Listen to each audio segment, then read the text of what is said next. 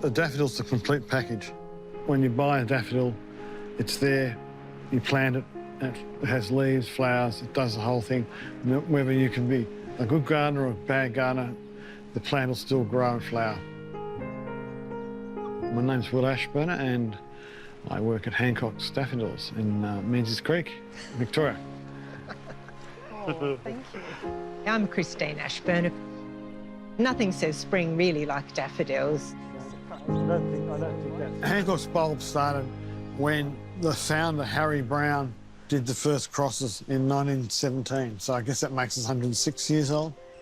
And then he sold the business in 1946 to Norman Hancock and his wife Beryl. We purchased it in 2000. It's about 18 hectares. We're sort of basically on the edge of a mountain ash rainforest, so on the edge of the Dandenongs, and we have the forest sort of drifts into our property along the creek, and we have paddocks on both sides of the creek which we cultivate with lovely, rich, deep mountain soil. We have a high rainfall of about 1,200 millimetres a year. Daffodils love rain, they love water. We lift about 60 tonnes of daffodils and we replant 20 every 2 years. So some of the big bulbs and some of the small bulbs. We might sell 100,000 bulbs a year, maybe. I had this fabulous childhood. I grew up at Snobs Creek Fish Hatchery, just outside of Eildon. So it's a government-run fish hatchery. They grew trout for distribution around the streams. And my father worked as a scientist for fisheries and wildlife. So we spent a whole childhood there, and we had places to ride our bikes, explore, bush all around us, you know, absolutely perfect. And that's where my interest in plants and animals. Then I went to Burnley in 1980. Loved it. I loved every minute of it. But also, it gave me an opportunity to join the Field Naturalist Club of Victoria, which had always been my aim. And we met other people along the way, and I met Christine that way. Well, having always been interested in plants, so I studied at Monash, did my degree there, and I ended up working there. So I was at Monash nearly for 20 years in the botany department. Our roles, basically, I do the practical heavy stuff, fix things, make sure the crop's planted, and Chris tends to do the customer service, organising the retail side of things. But our jobs sort of overlap a lot too, and we do share a lot of those things as well. I'm taking photos because we need uniform pictures of the daffodils so they can be compared to each other for our catalogues. The catalogues and the web pages are important because we don't only have people visiting us, we also supply our bulbs mail order. I think people often really are only aware of, you know, the yellow varieties. So I'm always amazed myself at just how variable they are. But I must say, I do like the frilly ones, the doubles and the ones with lovely frilly rims. These sort of bright ones too, they're just so eye-catching in the garden. This patch of flowers we're in now is my patch. These are seedling. These are ones I've selected from crosses I've done in the past and then multiplied them up.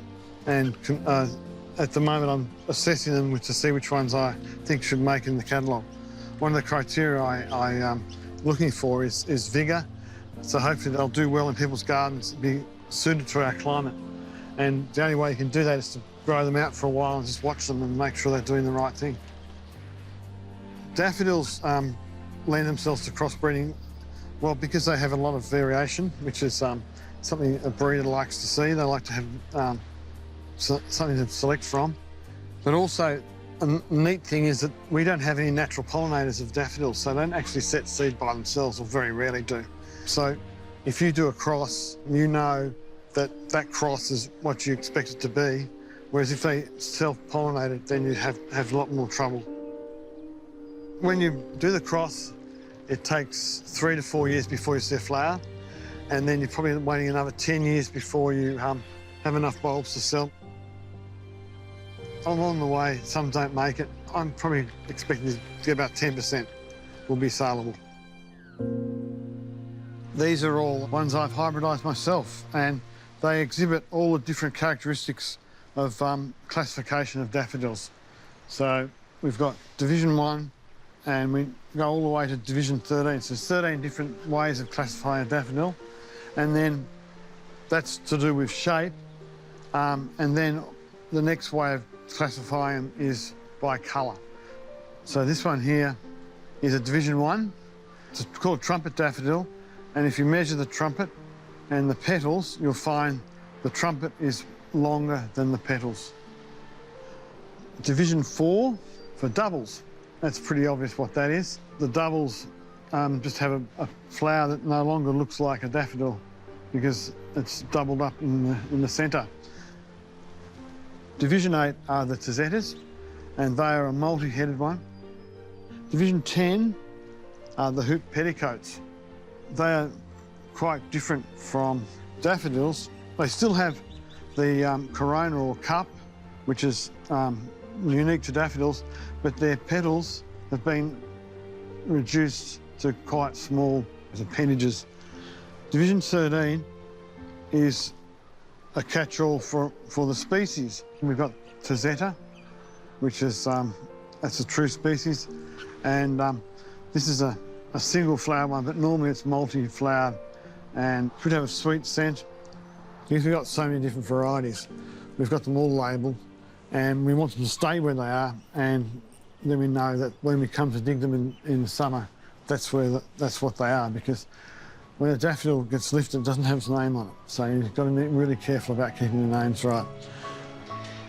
It certainly can be quite hard at times, especially when the weather's wet and muddy and you're out there, but also digging through the summertime. You've got to dig the bulbs middle of summer when it's December, and hot and dusty work.